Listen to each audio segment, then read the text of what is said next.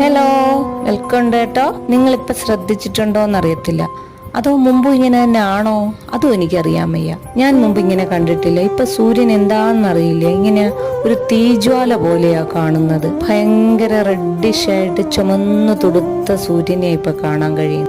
എനിക്ക് മാത്രം തോന്നുന്നതാണോന്നറിയത്തില്ല.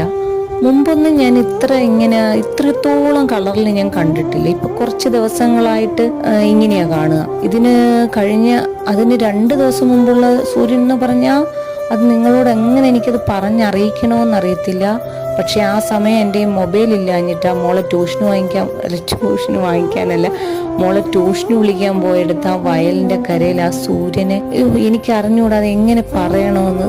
എന്തൊരു സൂപ്പറായിരുന്നു എന്നറിയാവോ. നല്ല റൗണ്ടില് നല്ല ട്രാൻസ്പെറന്റ് ആയ ഒരു സൂര്യൻ എന്നൊക്കെ പറയില്ലേ, മീൻസ് ആ സൂര്യന്റെ ഗോളത്തിനകത്ത് എന്തുവാണെന്ന് കാണുന്ന രീതിയിൽ അത്